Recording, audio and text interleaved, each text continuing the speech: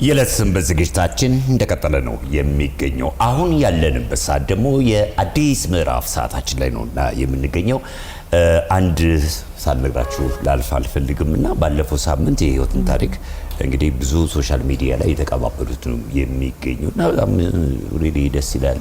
እንዲህ ሰው ሲተባበር ለመርዳት ያለው ፍላጎት እና ለመርዳት ያለው ጥረት በጣም ነው የሚያስደስተው። ጥሩ ነው፣ በርቱ። ሁላችንም እናመሰግናለን ነው የምንለው። ባሳለፍነው ሳምንት ህይወት እዚህ ስቱዲዮአችን በመጣችበት ሰዓት ሁላችንም እዚህ ስቱዲዮ ውስጥ በጣም ከባድ ሰዓት ነበር ያሳለፍነው። ህይወት በጣም ታሳዝናለች። በጣም ልጅ ናት፣ ብዙ እገዛ ያስፈልጋታል ብለን እኛም እንደ ጣቢያ የሚሰጡ ስጦታዎችን ሰጥተናት ነበረ። ግን ሰው ጋር የነበረው ነገር በጣም ምላሹ በጣም ደስ የሚል ነበረ። ብዙ ሰው ነው የተረባረበው። እኛም ስልኮቻችን አላረፈም። ሁላችንም በቢሮም በኩል በሶሻል ሚዲያዎች ላይ በጣም ደስ የሚል መረባረብ ተደርጓል።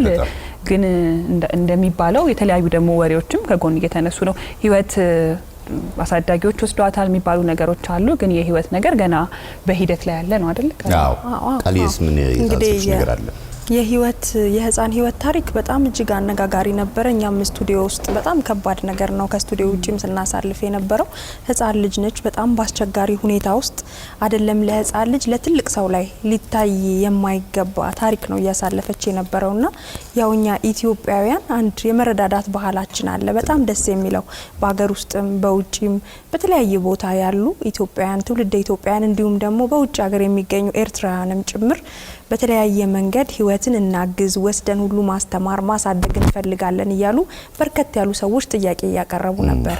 ቢሆንም ግን የህፃን ህይወት ገና እየተሰራበት በሂደት ያሉ ነገሮች ስላሉ ለጊዜው እንግዲህ የተለያዩ ድጋፎች እየተደረጉላት ትቆያለች ማለት ነው። ከዛ ደግሞ በጊዜ ሂደት ህፃን ህይወትና ወንድሟ ያሉበትን ነገር በእኛ በጣቢያ በኩል ደግሞ እናሳውቃቸዋለን ማለት ነው። ለማንኛውም ግን በጣም ማመስገን ያለብን ይመስለናል በአረብ ሀገራት ያሉ እህቶቻችንም በጣም የኛን ፕሮግራም ተከታትለው በጣም ነው እርዳታ ድጋፍ የሚያደርጉት። የማዳም ቅመሞች ሁሉንም በጣም ነው የምናመሰግናቸው።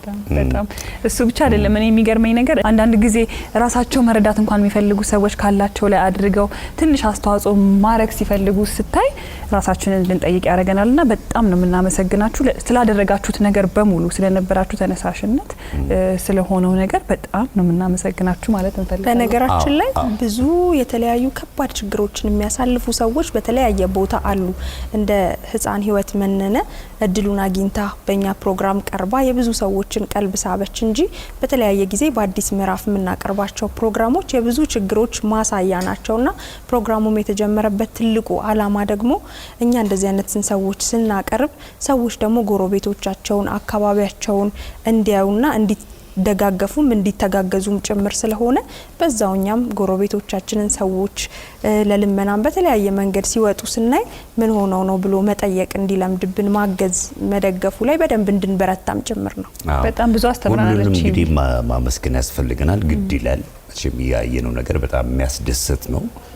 ይሄ ነው ቅድም ብለሻል። ኢትዮጵያኖች እንግዲህ ኢትዮጵያውያን ስንባል እንግዲህ ትልቁ ነገር መረዳዳት ላይ ነው የምናተኩረውና ይሄ ነው ሞኔና ያለበት። አስፍዬ በተለይ ደግሞ በጣም ትልቅ በተደጋጋሚኛ በመንሰራቸው ፕሮግራሞች ላይ የመንግስት አካላትን በጣም ከፍተኛ ድጋፍ ያደርጉልናል። የኛም ፕሮግራሞች ላይ ከታዩ በኋላ እጅግ ትንሽ ማንላቸው በርካታ ሰዎች በተለይ ደግሞ ትልቁ የሀገራችን ችግር የመኖሪያ ቤት ችግር ነው።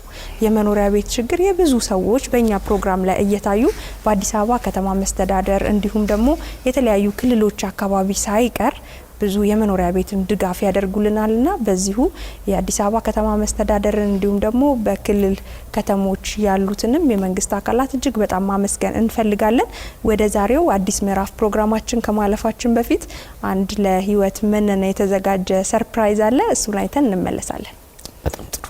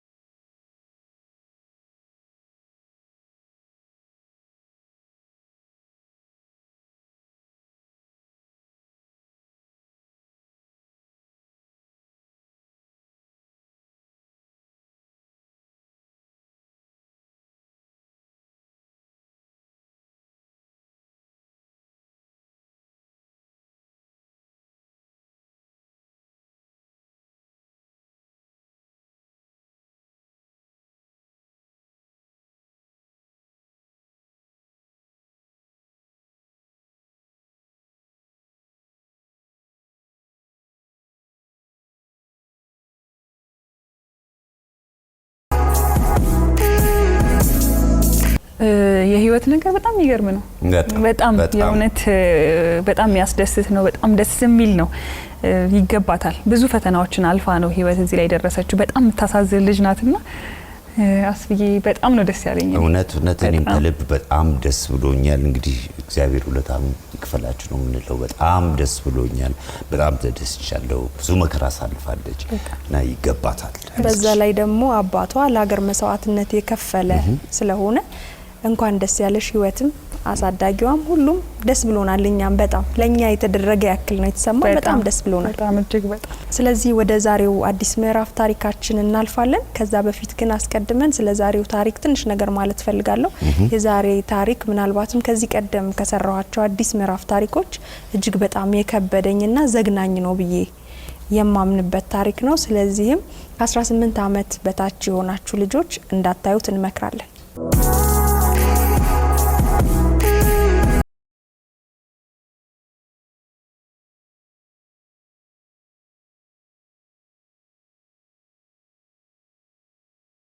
ስሜ ሳራ ግርማ ይባላል። ተወልጄ ያደግኩት መሳለሚያ እህል በረንዳ አካባቢ ነው እና እናቴ በህይወት የለችም። የወላጅ አባት ግን አለኝ። አባቴ ያው እንደ መምህር ነበረ። እናቴ ደግሞ የቤት እመቤት ነበረች። ምንም አትሰራም ነበር። ትምህርት እስከ 10 ነው የተማርኩት። ከልጅ አባት ጋር የተገናኘሁት እዛው መሳለሚያ እህል በረንዳ ነው እና ትንሽ ያንገት ሐብል ወርቅ ጠፍቶብኝ ነበር። የኔ እናቴ ሰታኝ የሞተችው ማለት ነው። ያ ሐብል ተመነተፍኩኝ። ያው እሱም ሌባ ነበርና እኔ አሰጥሻለሁ ብሎኝ ነበረ የጥንትን ያልኩት የነበረው ወደሱ ጋር የቀረብኩትኝና ግን ወርቁን ሊሰጠኝ ሳይሆን እሱም ያው ወደ ቀራኒዮ አካባቢ ነው ብሎኝ ቀራኒዮ ከሄድኩኝ በኋላ ነው በቃ እዚሁ ተቀመጪ ብሎኝ እዛው አብረን መኖር የጀመርነው። ለምን ወርቁም ስለጠፋ ወንድሞችም እህቶችም ደስተኞች አልነበሩ። ወንድሜም ከቤት ውጪ ብሎ ነው ያባረረኝ የነበረውና ወርቁን እውነት ይመለስልኛል ብዬ ነበረ የሄድኩት የነበረው። ግን ያላሰብኩት ነገር ነው የሚገጠመኝ እና ከሱ ጋር አብረን እየኖረን እሱ ምንም ስራ የሚሰራ የለም። ያው እኔ የሰው ልብስም እያጠብኩኝ እሷን ከመውለዴ በፊት እንደዚሁ እየዞርኩኝ የሰው ፊት እያየው እርዳታ እየተባበሩኝ እሱም ያው ከዚህ ህይወት እንዲወጣ ታገልኩ። ብሌን አረገዝኳት። እሷን ወልጃት ዱባይ ሄድኩኝ። መጀመሪያ የ1 አመት ከ5 ወር ሆነ ማለት ነው እና ሲሄድ ለቤተሰቦቹ ሰጥቼ ነበር ሄድኩት። ለሱ ቤተሰቦች ለቤተሰቦቹ ሰጥቼ ከሄድኩ በኋላ እኔ እዛም እየሰራው እያለ ያው ሰው ሀገር መቼም በጣም ከባድ ነው።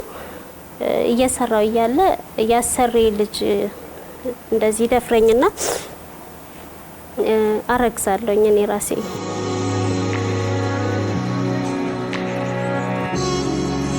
ኢትዮጵያ ከገባ በኋላ ልጁ ያው ተወለደ። እየተደበደብኩም ቢሆን ሰውዬው እየደበደበኝ ማለት ነው። እሱ አባት እየደበደበኝ ልጁን ወለድኩት። ልጁን ወልጄ የ1 ወር ልጅ ነው አራስ ለጉዲፈቻ የሰጠሁትኝ ማለት ከሚገልብኝ ብዬ በትራስ ብዙ ጊዜ እያፈነብኝ ነበርና ያው በህይወት ቢኖር ይሻላል ብዬ ሰጠሁትኝ ልጁን። ዱባይ ወደ 4 አመት ሰርቻለሁኝ። ግን ያው የሰራሁትኝ የነበረው ያመጣሁትኝ እንዳለ በቃ አውድሞብኝ ባለቤቴ ማለት ነው እና ካወደመብኝ በኋላ ተመልሼ ሄድኩኝ ወደ ባህሬን ሄድኩኝ። ባህሬን ሲሄድ እሷ የ8 አመት ልጅ ሆና ነው ትቼ ሄድኩትኝ ለሱ ሰጥቼ ማለት ነው። ማንም ሰው ስለሌለኝ ለሱ አደራ ሰጥቼ ነበር ሄድኩት። ያው ከአባት ወዲህ ማንም አይታመንም እና እዛ ደግሞ 2 ቤት ነበረ ስሰራ የነበረው። እማዬ በዛን ሰዓት ላይ ውጪ ሄዳ ነበረ እና እማዬ ሄደችበት ቀን 2008 ነበር ዓመተ ምህረቱ እና መጀመሪያ አለም ገና ነበር የምንኖረው። ከአለም ገና ወደ ሰበታ ገባን እና ከዛ በኋላ ነው ድርጊቱን መፈጸም የጀመረው። አትመጭም ወይ ብቻ ነው የምትለኝ እሷ ነይ በቃ እማዬ ነይ ነው የምትለኝና ይሄ ነገር አትነግረኝም ለኔ ማለት ነው። ነይማ አትመጭም ወይ ትለኛለች። ቆይ እማዬ ያው አንዴ እሱ ሀገር ሲኬድ መቼም አንዱ ቀዳዳ ሸፈናለሁ ሲባል አንዱ ይጎልብናልና ቆይ ይሄንን ልምላስል ያው ጊዜን ጨርሼ መጣኝ። ወደዚህ ስመጣ ብዙ ንብረት አፍርቼ ነበር። ቤትም ሰርቼ ነበር፣ ባጃጅም ገዝቼ ነበር፣ ሱቅም ከፍቼ ነበር እና ንብረት ሁሉ አወደመብኝ። በቃ ደብድቦ እኔን አባረረኝ መጀመሪያ ላይ ማለት ነው። ከዛ ቤቱ ንብረቱ እንዳለ ወደመ። ባጃጁ የባጃጁን እቃ ውስጡን እንዳለ አውጥቶት ባጃጁ 170 ሺህ ብር የገዛውትን የነበረውን ባጃጅ በ100 ሺህ ብር ተሸጠ ባጃጁ ማለት ነው። ከዛ ያ የተሸጠበት ባጃጅ ያው ገንዘቡ ካለቀ በኋላ ደብድቦ አባረረኝ ከቤቴ እና ተከራይቼ የሰው ልብስ እያጠብኩኝ መኖር ጀመርኩኝ።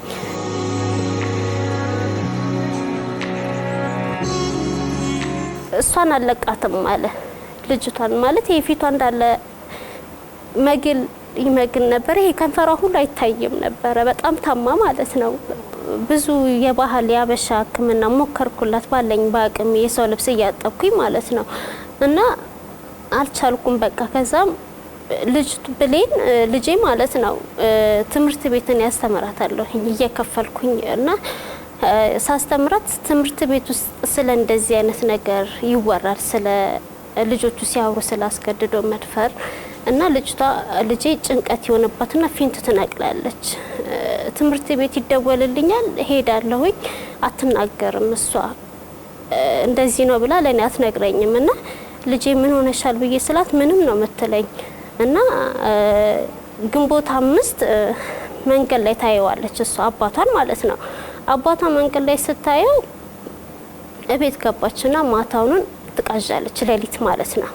አባዬ ተው ያመኛል፣ አትንካኝ፣ በእግዚአብሔር ይሁንብክ ትሏለች። ከዛ ምን ሆነሻል ልጄ ስላት አይ ምንም አልሆንኩም አለችኝ። እውነቱን ንገረኝ አልኩና አይ እማዬ ምንም አልሆንኩም ስትለኝ አንድ ፍሬዎት የምትባል እንደዚህ አስጠጋችን፣ አይዟችሁ ብላ ከጎናችን ምትረዳናለች። አረ ፍሬ አልኳት። በዛ ሰዓት ደውዬ ደነገጥኩኝ። አረ ፍሬ ልጄ እንደዚህ እያለች እየቃዠች ነው አልኳት። አምጫት አለችኝ። አምጫት አናግራታለሁ አለችኝ። ቅዳሜውን እኔ ሄጄ አናገርኳት። እሁድ ብሌንን ፍሬ ቤት ወሰድኳት፣ እዛው ሰበታ ማለት ነው እና ስወስዳት ብሌኔ ምንድነው እሺው ብላ ስትላት እማዬ እንዳትሰማለች።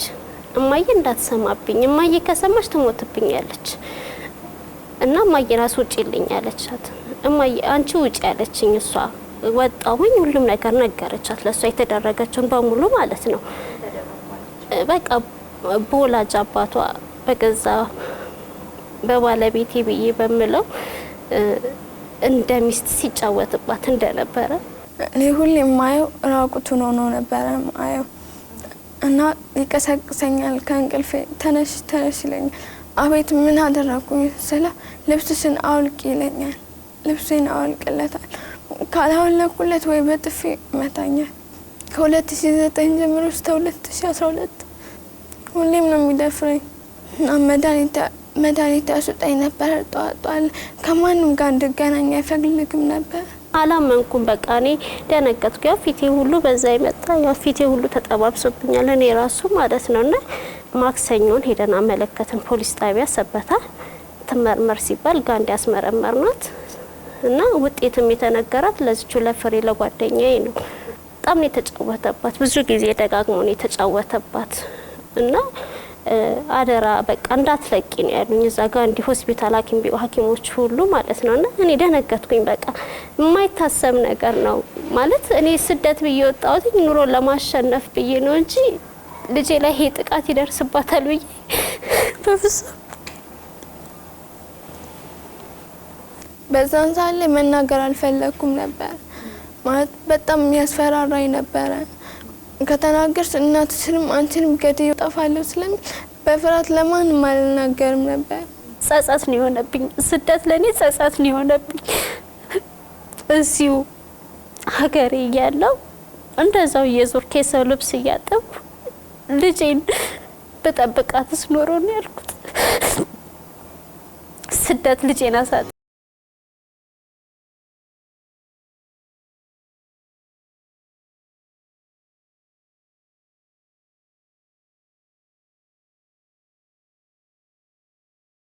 ያዘ ሰውየው በ11 ነው የተያዘው። ሰበታ ፖሊሶች እግዚአብሔር ይስጣቸው አቃቢ ሕጎችም እውነት በጣም ሮጠዋሉ፣ ከኔ ጋር ደክመዋሉ። ታሰረ ሰውየው። ከታሰረ በኋላ በዋስ ወጣ 35,000 ብር ከፍሎ ማለት ነው እዛ ሰበታ እና በሩን ገርበብ አድርገን ቁጭ ብለን ከምሽቱ 1 ሰዓት ቤት መጣ። ተከራይተን ያለንበት ቤት ማለት ነው።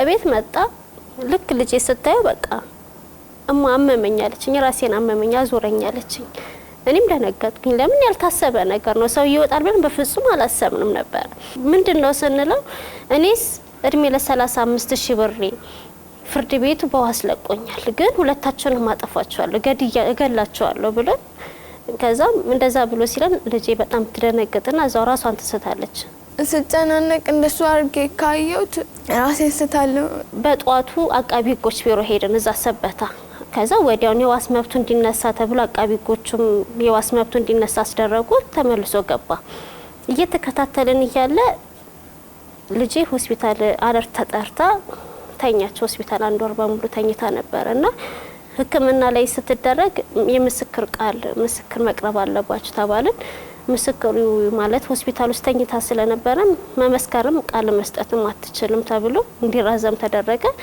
ከዛም ሆስፒታል ከወጣች በኋላ ጥር 17 ምስክር ቃል ሰጠን እና ዳኞችም ባሉበት ነው የተደረገችውን የተናገረችው ልጅቷ ማየትም አልፈልግም ነው ያለችው በቃ አባቴን ማየት አልፈልግም አለች 26 ለ13 የተቀጠረውን በ29 ይዞት ወጣ ፖሊሱ ያለ ቀጠሮ ማለት ነው ያለ ቀጠሮ ይዞት ወጥቶ ሰውየው አመለጠ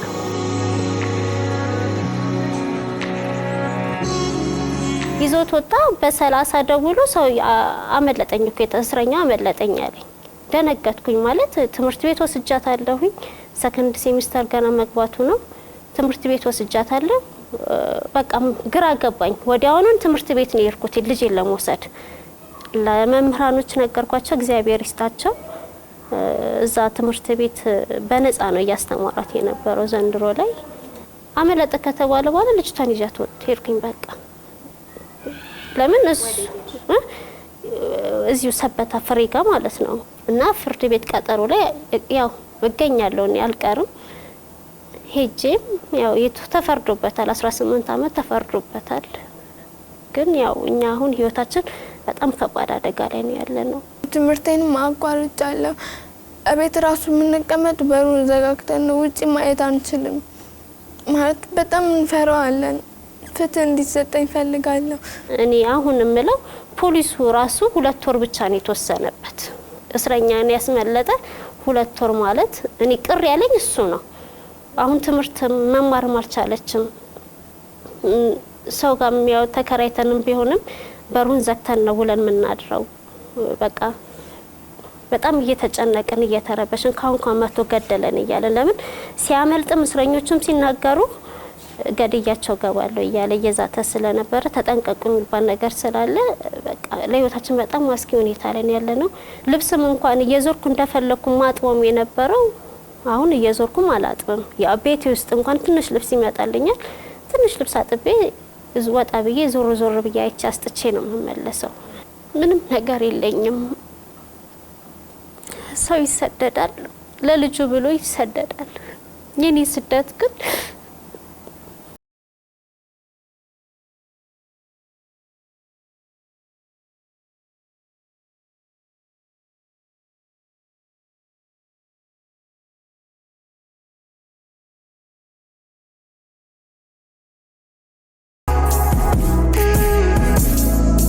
ማይቡና.net ተፈጥሯዊ ኢትዮጵያዊ ቡና ማይቡና.net ብለው ገብተው አሁኑኑ ማዘዝ ይችላሉ ቢሲንካ ዋይልድ ኮፊ ማይቡና.net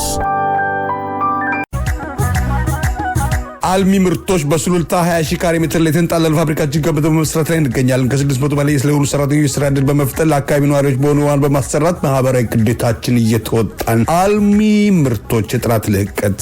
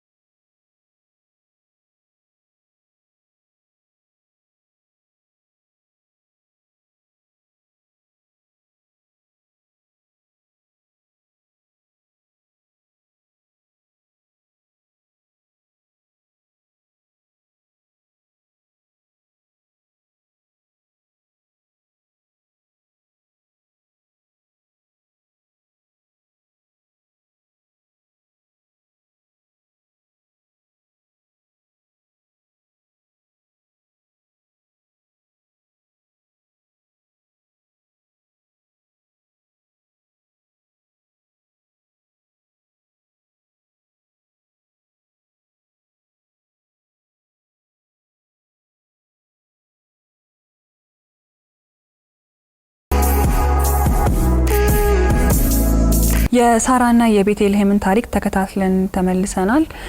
የቤተልሔም ታሪክ በጣም ከባድ ለመስማትም ይደርሳል ብሎ ለማሰብም የሚከብድ ታሪክ ነው። አንዳንድ ጊዜ በራሳችን ሰዎች የቅርባችን በምንላቸው ሰዎች እንደዚህ አይነት ጥቃቶችን ማሳለፍ ምን ያህል የስነ ልቦናና የሞራል እንዲሁም ደግሞ አካላዊ ጉዳት ሊያደርስ እንደሚችል መገመትም ከባድ ነው። ምንም ማለት እስከሚከብደኝ ድረስ ነው የሆነብኝ። በጣም የሚያሳዝን ታሪክ ነው። በጣም እጅግ በጣም ከባድ ነው። በጣም የሰው ልጅ ላይ የማይደርስ ነገር የለም። ብዙ ፈተናዎችን ነው ያሳለፈችው። በጣም ልብ ይነካል። በጣም ያሳዝናል። በእውነት አዝነናል ሁላችንም። እንግዲህ ከዚህ ቀደምም እኮ እንደዚህ አይነት ተመሳሳይ በአባታቸው የተደፈሩ ልጆች ታሪኮች አቅርበን እናውቃለን። ይሄኛው ግን ለየት የሚያደርገው ለአመታት ነበረ በየቀኑ እንደዚህ አይነት ጥቃት ሲፈጸምባት የኖረችውና እጅግ በጣም ልጅቷን በአይናችን ስናያት ከምትኖርበት ከምታሳየው ነገሮች አንጻር እጅግ በጣም ጉዳት ውስጥ ያለች ልጅ ናትና በጣም ነው የሚያማው። በጣም ይህንን ስንል ግን መልካም እጅግ በጣም የምንወዳቸው ያሳደጉን ጎረቤቶች፣ አባቶች በጣም ብዙ ባለውለታ ሰዎችም እንዳሉ ሊዘነጋም አይገባም። እንደዚህ አይነት ሰዎች አሉ። በተቃራኒ ደግሞ መልካም አባቶችም አሉና የቤተልሔም ታሪክ በጣም ነው የሚያሳዝነው። በጣም እጅግ በጣም ያሳዝናል። በጣም አንጀት የሚነካ ነው። በጣም ያሳዝናል። እንተዋወቃት። ቤቲ እንኳን ደህና መጣሽ። እንኳን ደህና መጣሽ። ስላገኘንሽ ደስ ብሎናል። አመሰግናለሁ። በጣም አምሮብሻል። አመሰግናለሁ። እንደዚህ ነቃ ብለሽ ስላየንሽ በጣም ደስ ብሎናል። እንዴት ነው አሁን በረታሽ? ተመስገን መስገን። ደህና ነሽ? ምን ይሰማሻል? እስቲ አሁን በዚህ ሰዓት ያለሽበት ነገር? እኔ በጣም የሚከብደኝ ነገር አባት ልጁን እንደዛ በማድረግ በጣም ይሰማል። የደረሰብሽ ነገር ጥቃት እንደሆነ ያወቅሽው መቼ ነው? በፊትም አውቃለሁ። ታውቂ ነበር? እናትሽ ከአረብ ሀገር እንደተመለሰች ለምንድን ነው ደፍረሽ ቶሎ ልትነግሪያት ያልፈለግሽው? ማለት ያስፈራራል ነበር። ግን መምህራኖች አሉ አልፎ አልፎም ትምህርት ቤት እንደምትሄጂ ነግረሽን ነበረ። ምንም አይጠረጥሩ። ምክንያቱም በጣም ልጅ ነበርሽ ጥቃቱ ሲደርስብሽ። አካላዊ ጉዳትም አለ። ትምህርት ቤት ውስጥ ስትቀመጪ ደግሞ የተለያዩ ባህሪ ለውጦችንም ታሳያለሽ። መምህራኖችሽ ምን ይሉሽ ነበረ? ምናምኖች ልጅ ምናምን ይጠይቃሉ፣ ግን ወደ ሌላ ነው የሚያሳብበው። ማለት ሌላ ህመም አለባት ያለኝን ህመም አለባት ብሎ ይናገራል። በዛ ሰዓት እንደው እናትሽን ጉዳይ ለመጀመሪያ ጊዜ ስትሰማ ምን ተሰማት? ምን አለች? በጣም ነው ከፋት። እዛ ቀን ሙሉ ስታለቅስ ነው ያለችው። እውነቱን ለመናገር ለመጀመሪያ ጊዜ ጥቃት እንዳለብሽ ልትናገሪ የወሰንሽው ትምህርት ቤት ውስጥ ራስሽን ስተሽ ወድቀሽ ነው አይደለ? ምን ሰምተሽ ነው ራስሽን ስተሽ ወድቀሽ? አንድ ጓደኛዬ ነበረች እና በወንድሜ ተደፍሬ ነው ምናምን ስትል በዛ ሳለ በጣም ተጨንቄ ነበር። የተደረኩት ነገር ፊት ለፊት መጣብኝ። ለማን ስትናገር ነበር የሰማሽው? እሷ ለኔው ነው ማለት የልብ ጓደኛዬ ነበረች በዛ ሳለ።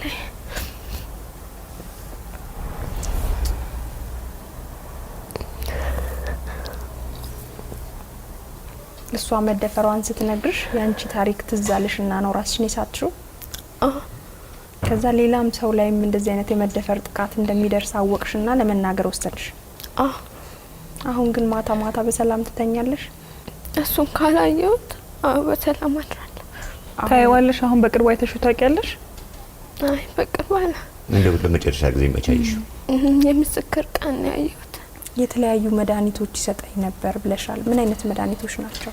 ፒንክ ነው። አንዳንዴ አንድ ከግማሽ ያስወጣኛል፣ አንዳንዴ ሁለት ያስወጣኛል። እሱም ጧት ላይ ነው የምወጣው። የምንድን ነው የሚልሽ? በዛ ሰዓት ላይ ሆዴን ይቆርጠኝ ነበር። በቁርጠት እንትን ይሄ ነው በቃ የሚያሽልሽ ምናምን ይለኛል። ስትውጪ መድኃኒቱን ሆድሽን ይሻልሽ ነበር? እንቅልፍ ብቻ ነበር የሚያስመጣብኝ። እንቅልፍ ነው የሚወስድሽ? ስለዚህ በየቀኑ ግን መድኃኒት ቢያምሽም ባያምሽም ይሰጥሻል? ያው ምን ለመሆን ነው የምትፈልጊው ቤቲ? እኔ አቃቤ ሕግና አርቲስት መሆን ነው ፈልጋለሁ። አቃቤ ሕግ መሆን ትፈልጊያለሽ? አርቲስትም እንደዛው? ለምንድን ነው አቃቤ ሕግ መሆን የፈለግሽው? የተበደሉን ሴቶች ለማገዝ። አይዞሽ፣ ሁሉም ነገር ይሳካል። እሺ፣ አንቺ ብቻ ጠንክረሽ አሁን ካለሽበት ነገር በብርታትና በጥንካሬ ብቻ ነው መውጣት የምትችይው። እሺ፣ የደረሰብሽ ነገር ከባድ እንደሆነ እናውቃለን። ግን ጠንካራ መሆን አለብሽ። ከዚህ በፊትም የሰራናቸውን ፕሮግራሞችም ቅድም ነግሬሻለሁ። የተለያዩ ሰዎች አሉ ዓለም ላይ ግን አልፎ አሁን ለሰው የሚያስተምሩ ጠንካራ ሰዎች ሆነዋልና አንቺም በጣም ልትጠነክሪ ይገባል። አንቺም ከነሱ አንዷ ትሆኛለሽ አይደለ? በሚገባ እንጂ ጠንካራ ሆኚ። ለሱ ደግሞ እኛ ሁሌም ካጠገብሻለን፣ እናግዝሻለን። በማንኛውም በምትፈልጊው ነገር ሁሉ አለን። እሺ ካጠገብሽ። በርቺ፣ አይዞሽ። ገና ልጅ ነሽ፣ ብዙ ነው የሚጠብቅሽ። እሺ አሁን 14 አመትሽ ነው አይደለ? ገና ከዚህ በኋላ በጣም ብዙ ጊዜ ስላለሽ ጠንካራ ሆነሽ ያሰብሽውን ህልምሽን የምትኖሪበት ነው የሚሆነው አይደል? ከዚህ በኋላ ያለው ጊዜ አንቺ ደግሞ ጠንካራ ልጅ ነሽ አይደለ ቤቲ? ለምን ነው የምትንቀጠቀጪው? ማለት ድሮን ስለማስታውስ ነው። አሁንም ታስታውሻለሽ በጭንቅላትሽ? ማለት ስለዚህ ካወሩ አስታውሳለሁ። ቅድምም እዚህ ስቱዲዮ ወድቀሽ ነበረ። ታስታውሻለሽ ራስሽን ስትስቺ? ምንድነው የተፈጠረው?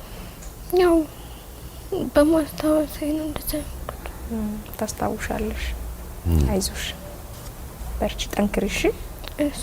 ስለዚህ አሁን እናትሽ ትምጣና ከሷ ጋር ደግሞ አብረን እንጫወት። እሺ።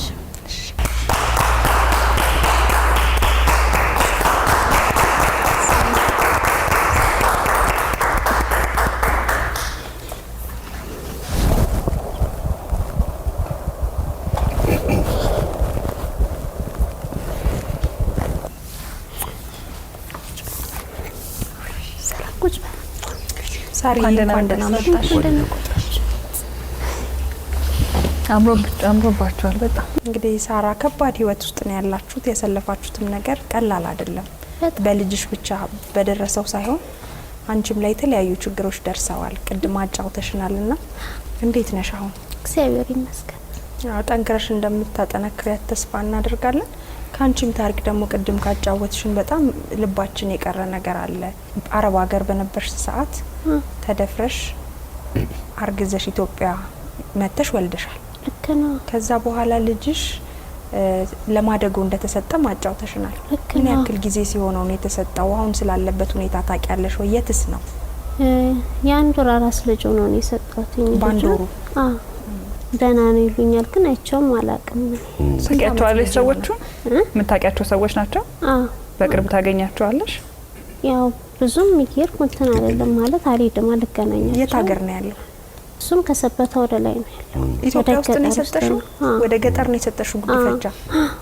አሁን ልጅሽ እድሜው ምን ያህል ነው? አሁን ወደ 8 አመት ይሆናል። በ8 አመት ውስጥ አሳይተውሽ አግኝተሽው ታውቂያለሽ? ያው ደህና ነው ይሉኛል እዛ አካባቢ ያሉ ሰዎች እንጂ አይቼ አላውቅም። ቤትም ነበረኝ ብለሽኝ ነበር። እሱስ ምን ደረሰ? ቤቱም ነበረኝ፣ በፍርድ ቤትም ተከራክሬ ነበረ። ያው እሱንም ያው ውስጡን እቃውን ሁሉም ነገር ኮርኒሱንም ቆርቆሮንም ሁሉንም አወዳድሞብኛል። አሁን ደግሞ ቤት ፈረሳ እየተደረገ ነው። እንግዲህ እግዚአብሔር ይጠብቅልኝ ማለት ነው። ወደዛ መስመር እየሄዱ ነው። ግን እስካሁን ቤቱ ግን አለ፣ ፈራርሷል እንጂ። ፈራርሷል። ገንዘቡን ምንድነው የሚያደርገው? ከሸጠው በኋላ ይወስዷል ወይስ ላንቺ ነው የሚሰጥሽ? አረ ለኔ አይሰጠኝም። እንዳለ ሙሉ በሙሉ ነው የሚወስደው?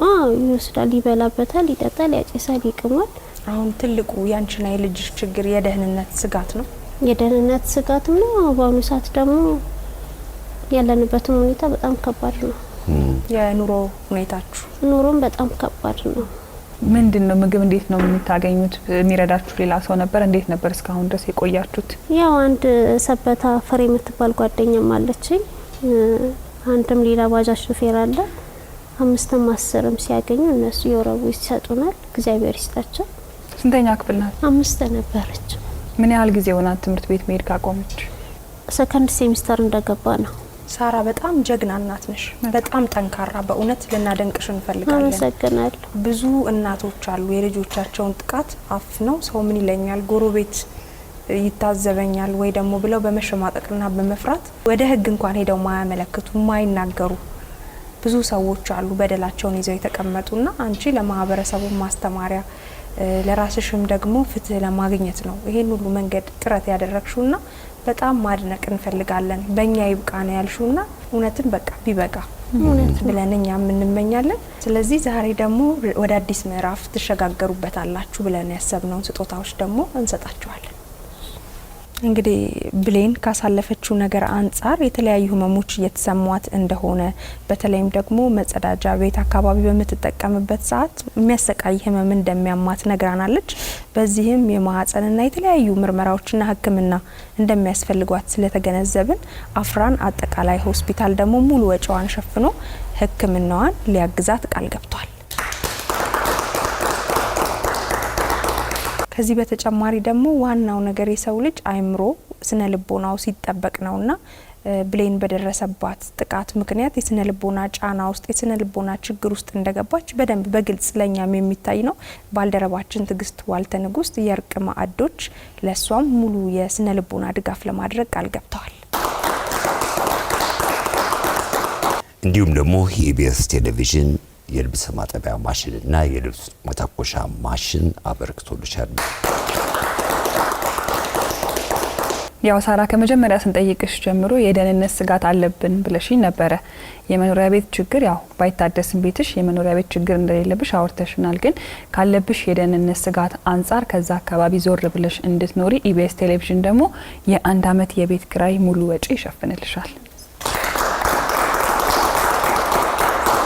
ከዚህ በተጨማሪ ደግሞ አቶ ወንደሰን የቤልቪው ሆቴልና ስፓ ባለቤት ቤትሽን ሙሉ እድሳት ያደርግልሻል። ስለዚህ 1 አመት ውጪ በምትቆይበት ጊዜ ወይ ሌላ ቦታ በምትሆኝበት ጊዜ ቤትሽ ሙሉ በሙሉ ይታደስልሻል ማለት ነው። በእርግጠኝነት ይህንን ፕሮግራም የተለያዩ ሰዎች ስለሚያዩት በተለይ ደግሞ የህግ አካላቶች ስለሚያዩት እንግዲህ ወንጀለኛን ደግሞ ለፍርድ ማቅረብ የነሱም ግዴታ ነው ብለን ስለምናምን ጥቃት የፈጸመው ግለሰብም ደግሞ ተይዞ ለህግ ይቀርባል ብለን ተስፋ እናደርጋለን። ያንቺም ስጋት ደግሞ ይቀርፋል ብለንም እንጠብቃለን። ግን አመሰግናለሁ። በጣም ነው ደስ ያለኝ። እግዚአብሔር ይስጣችሁ። በጣም ደስ ያለኝ። ይኸው ስስቂ ሲያምርብሽ ይኸው አመሰግናለሁ። ሁሌ እንደዚህ ሳቂሽ እንደዚህ እንድስቂ ነው የምንፈልገው። እሺ የዛሬው የአዲስ ምዕራፍ ፕሮግራማችን ይህን ይመስል ነበረ። እሁድን በኢቢኤስ ይቀጥላል። በድጋሚ በየላችሁበት መልካም ለተሰንበት መልካም ቆይታ